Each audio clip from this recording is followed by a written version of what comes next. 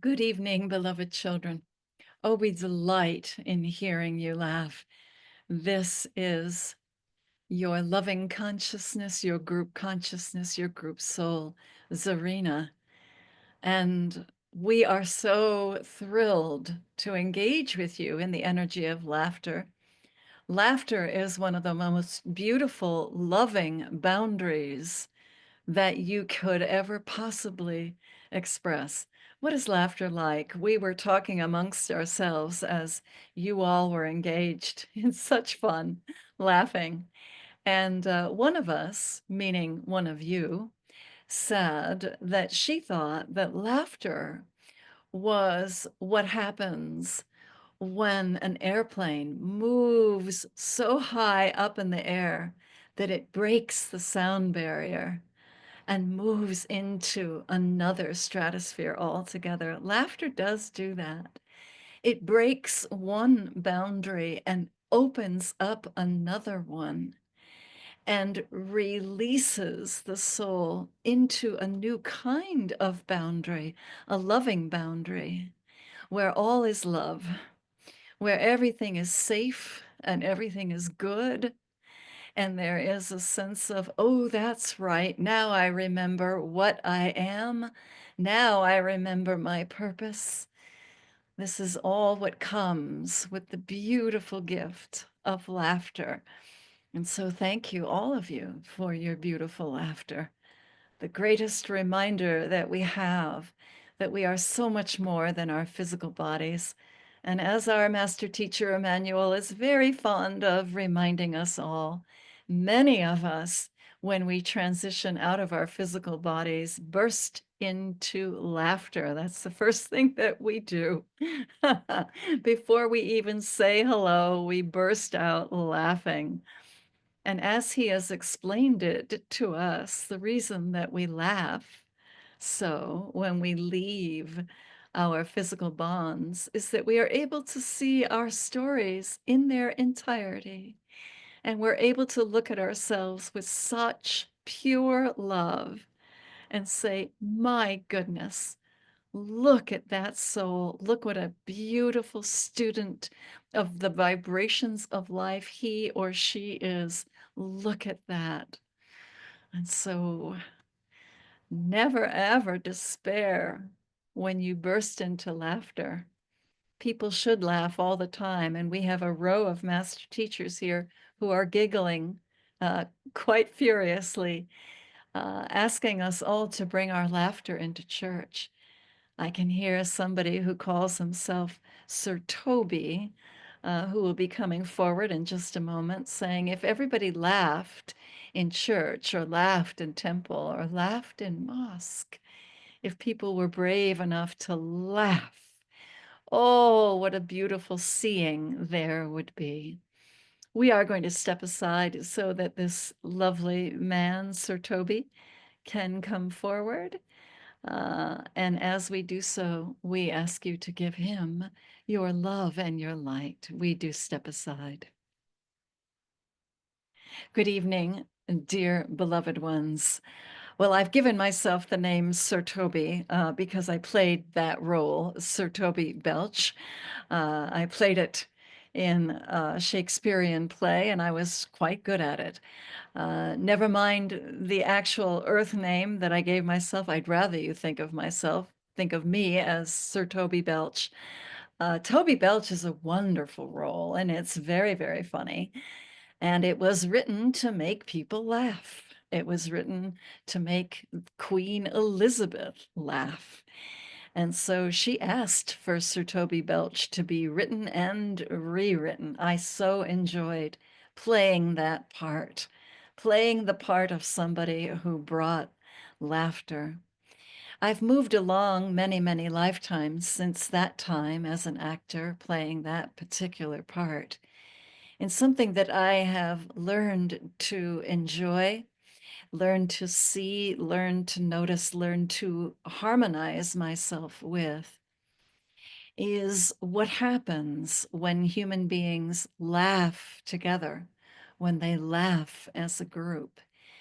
Really, you can see from my point of view that when a group of human beings comes together and begins to laugh, evolution happens. Because that group is coming together and laughing and breaking through an old code of silence. And the old code of silence goes something like this: you mustn't laugh in church. You're not allowed to laugh out loud. And yet, when human beings do, when they break through that old code and they lift themselves up into closer alliance with what is really real, which is love, then laughter becomes this beautiful proving ground. In many ways, laughter is like yeast. You know, once you bring that yeast into a loaf of bread or into your consciousness, what does it do? Your master teacher Yeshua taught you this very well. He said it's what the kingdom of heaven is like. And laughter is the kingdom of heaven. Laughter is that yeast. It enables the consciousness to rise, to soar, to move into new dimensions. And so we say to all of you, thank you for your beautiful laughter. We'd love for you to turn your ears. Some of you, it's going to be your right ear. Some might be your left ear, but turn your ear to the side so you can hear all that mighty applause. Can you hear it? You're getting a lot of applause right now. Hear that applause. That's for you, and that's for your laughter. What a joy it is to come in and speak. I had no idea that when I was a Shakespearean actor, I would at one point come into this beautiful company of esteemed souls and share my thoughts about laughter.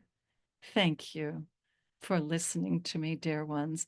I'm going to move back into the collective and allow your dear Zarina to pick up the steering wheel. And so thank you so much. And keep laughing, everybody. Please keep laughing.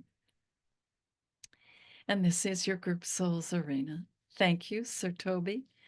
We are so delighted that you came in and surprised us with that beautiful, beautiful description of what happens when we laugh. We are also impressed as we feel our beautiful Reverend Gladys Strom standing here, waiting very kindly, patiently, and we know that Reverend Gladys would like to come in.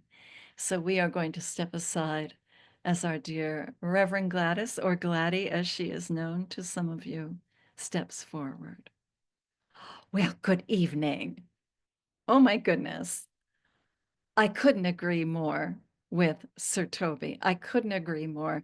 It was certainly one of my experiences when I transitioned out of my physical body, which took a little doing, but when I was able to transition out, I did have a mighty giggle because it all looked perfectly glorious. And I wondered that I ever had any worry. I wondered that I ever exhausted myself with worry.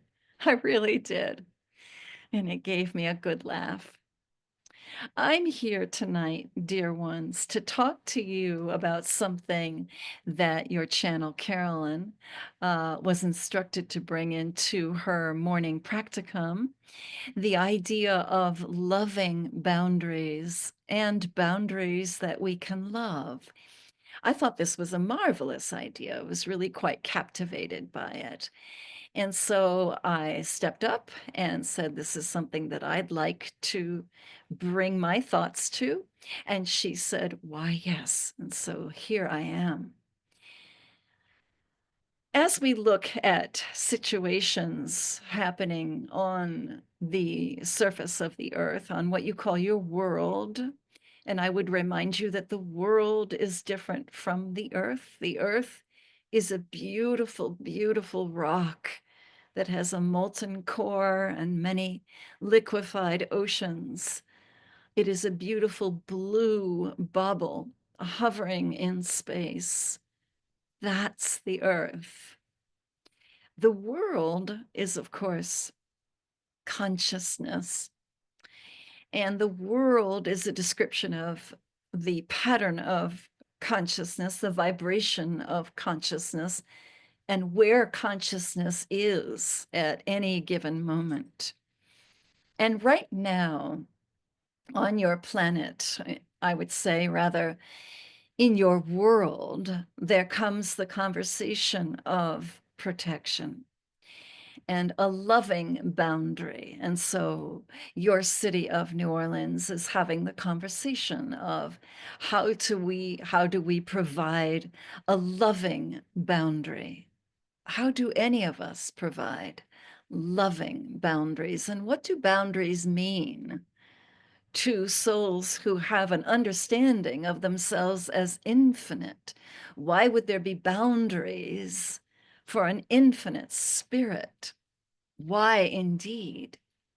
But I have come to see that there is a very different way of seeing a loving boundary as an energy form, as a pattern, if you will, as something that not only is good for each of us to practice a loving boundary, but good for us to actually love. So we think of this loving boundary as something that we engage in, loving it. We love it. We love the boundary. And what is the boundary made out of exactly? Well, the boundary, dear ones, has everything to do with movement. This is the definition of boundary I would like for each and every one of you to consider and take deep into those sacred hiding places. Take it deep into meditation. Think deeply on this, that boundary is movement. So let's use the example of, say, quicksand or a swamp. That if you were walking along and you got stuck in quicksand or you got stuck in a swamp, what kind of boundary would you need to enable you to move out of that kind of constricting consciousness? What kind of boundary would you need? Well, you would need a boundary called movement. You would need movement, would you not? Movement is a boundary. It's not the kind of boundary that perhaps you have thought of traditionally. It's not a blockade. It's not a piece of fabric. It's not a room even that you go into. It's not a closet that you go into and shut the door. No, it's entirely different from that. Boundary is movement. Safety is movement. Boundary is evolution. Movement that carries us forward on our evolutionary path is the kind of boundary that I'm asking you to consider. How did any of you, when you think of your lives, how did any of you bring yourselves from a fearful or difficult situation to where you are now? Did you literally put up a boundary, or did you move?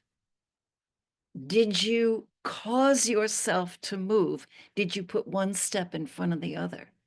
Well, I would say, dear ones, that you moved, and movement is a boundary. So it's not the static image that we have been taught to think of, is it? A boundary is something that moves, and it is the desire to keep evolving. That is a loving boundary. And when we subscribe to the notion that movement, that evolution is our loving boundary, It means that we are always setting our sights on moving forward. And it means that quite naturally, we will find that we are leaving old behaviors behind quite naturally. We no longer want to drink such and such or eat such and such because we are moving forward. That's a boundary. It is a movement that keeps us moving forward. You would also notice that this kind of movement forward allows you to disengage with hostile energies that no longer feed you, that no longer teach you anything that you have left to learn. And so that boundary, that loving movement carries you forward. It's a different way to think of boundary, isn't it? It's fluid. It moves with you. It's not static, but it is the answer to where we find ourselves when we are in what we think of as a stuck or a static situation.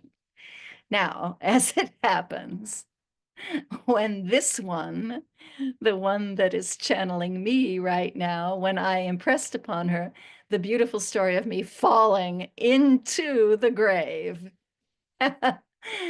which was indeed a way of becoming quite stuck.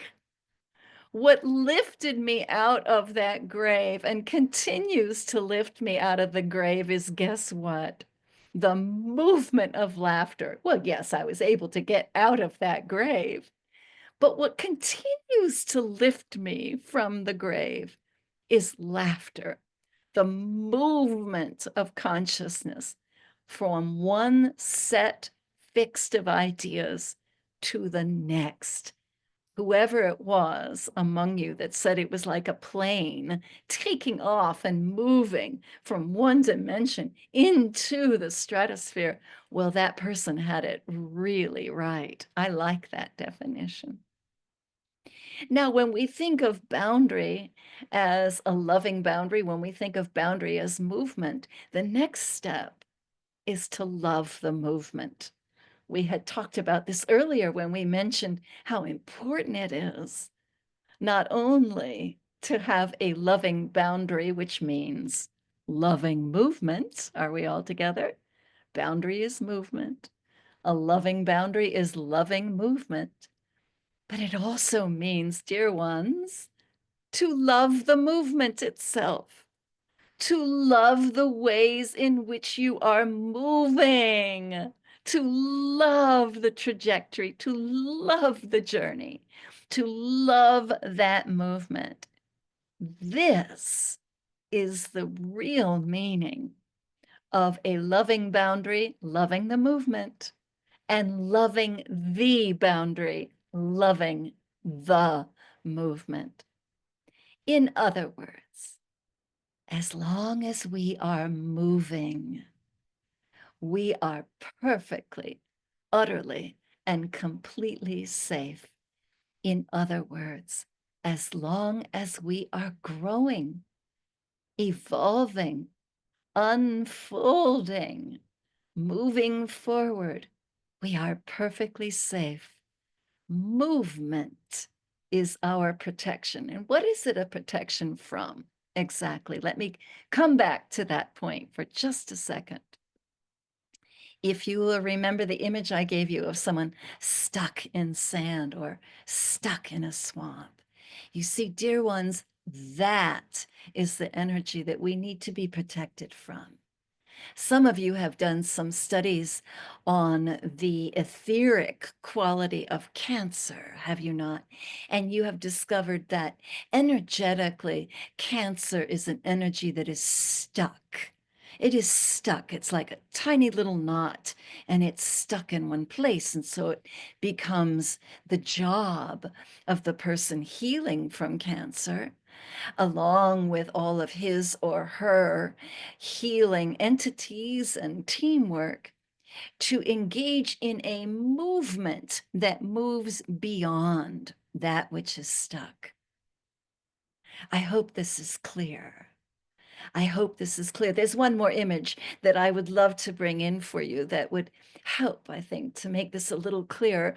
With everybody here in this beautiful classroom, imagine that you are putting a violin up to your chin. Can I see that lovely violin? You're holding the violin. Good for you. Good for you. Everybody's doing it. Good for you. Now take your bow. Everybody got a bow? And place it upon the strings of the violin. Excellent. And now move your bow. Just move it back and forth very easily. Very easily. That's good. That's good. Do you know what this is right now? What you're doing in this now moment or movement, I should say. You are practicing a loving boundary with yourself. You are practicing loving movement with yourself. Now let's put the violin and the bow down, and let's imagine what would happen if our bow were to be stuck on the strings of the violin. There would be a kind of jarring noise, wouldn't there? How would we, dear students, how would we protect ourselves or provide a loving boundary against that kind of jarring noise? That's right, you've got it. Keep the bow moving. That's right, Cecilia. I heard you. Keep the bow moving. Movement is key.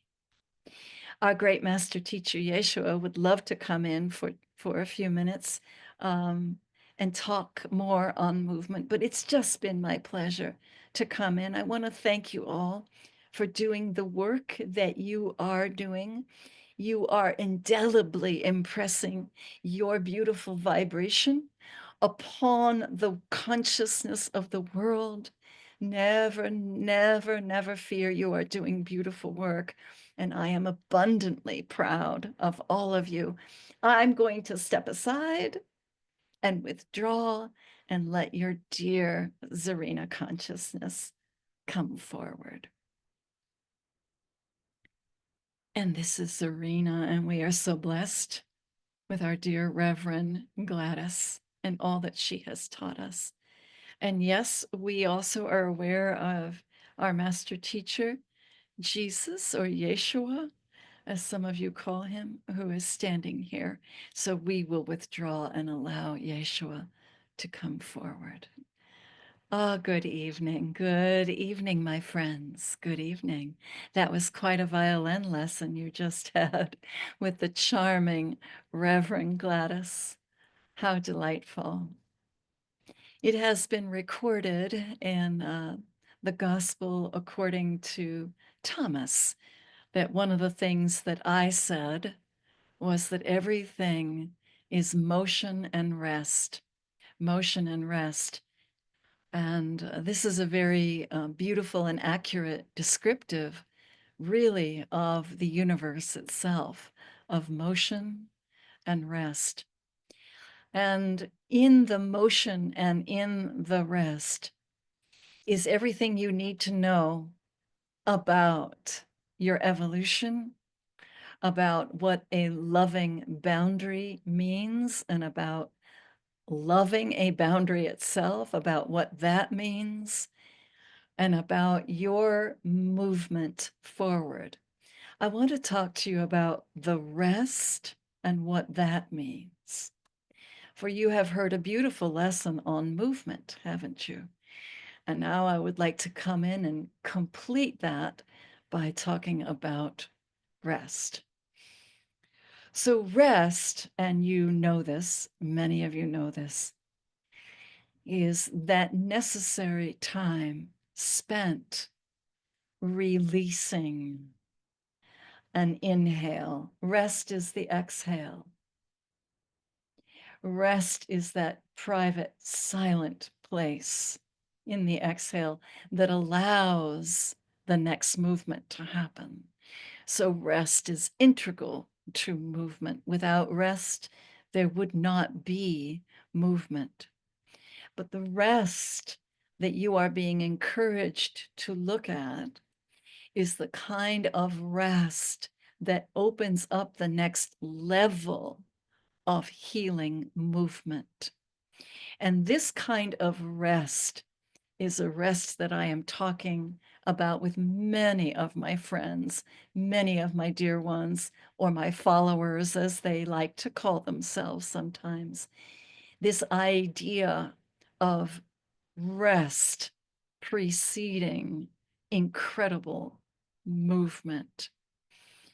You all know this. You've been feeling this for quite some time, that humanity is poised on an incredible movement. You are sitting on a crevice, if you will, or a precipice. You are in that pause, in that moment in which you have exhaled. You have all received a tremendous amount of information over the past 5 or 6 years about the development of your consciousness, the development of peace upon your planet, about the communication that is in existence between you and all life forms throughout the universe. That has been your inhale. That has been movement, hasn't it? And now there is an exhale. And in that exhale, my dear ones, is what I will call sacred rest and a beautiful pivoting point. Now, in this time of sacred rest, you may notice things that happen that do not appear to be restful at all, such as a truck plowing into a crowd or a car blowing itself up. There will be moments of, yes, violence in this time of exhale, in this time of rest.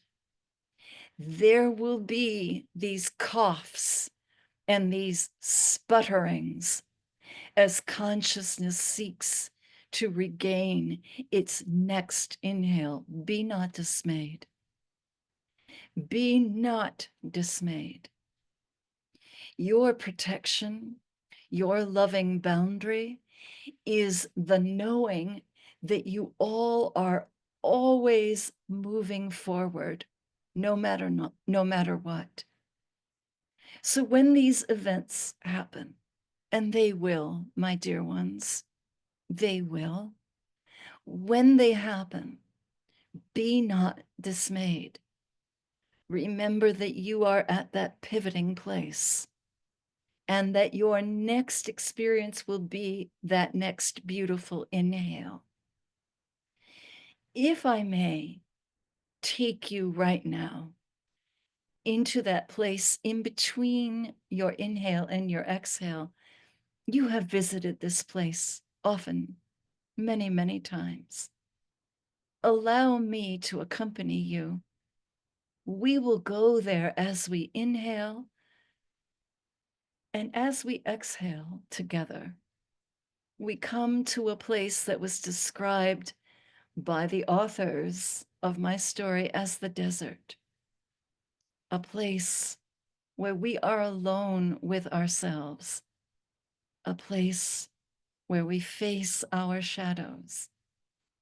It may look as though nothing is happening as we are here in this desert place where we have exhaled together.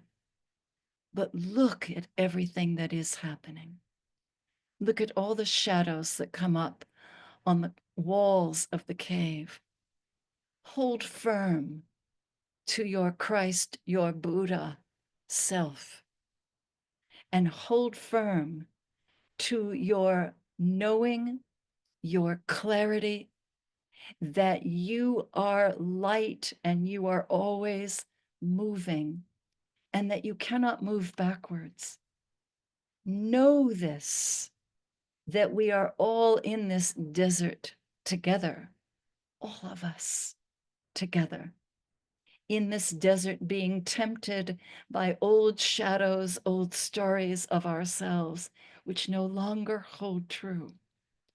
Know that as one heart and one mind, as your channel likes to say, that we are readying ourselves for our inhale by making sure that we have completely released this exhale and that the shadows on the walls are very clear to us as nothing more than that, shadows. And now you have finished your exhale. And now you are ready for your inhale. And inhale with me, breathe with me, dear ones. Breathe with me and know that we are moving together. Know that with each breath, with each inhale and with each exhale, followed by that next beautiful inhale, we continue to grow, we continue to thrive, we continue to evolve. Movement is key. And there will come times during which you will feel that nothing is happening except a kind of cough or sputter, these little acts of violence. That is the end of an exhale. That is what is being experienced. When those moments happen, stand tall and ready yourself for the next in-breath, and know that I am breathing with you. I hear you say, dear ones, we are all in this together. I can't tell you what that does for my heart, because it is so very true. We really are in this all together. And the repatterning of the human heart is something that we do together. We do it by breathing together. And so it has been my delight to be with you once again. I'm so proud to say boldly and honestly, I have been human. I know what it feels like. And I am proud to stand with these human beings as they experience everything I experienced, and as we now breathe together. Thank you, beloveds. Shalom. And we want to thank the Master Teacher. This is your group soul, Zarina, coming in. It is coming the time when all of us are being reminded that we have earth bodies, that we have feet and we have hands, we have hairs upon our head. We remember the loving commitment that we made to stand fully in our physical form and at the same time be infinite, infinite waves of light.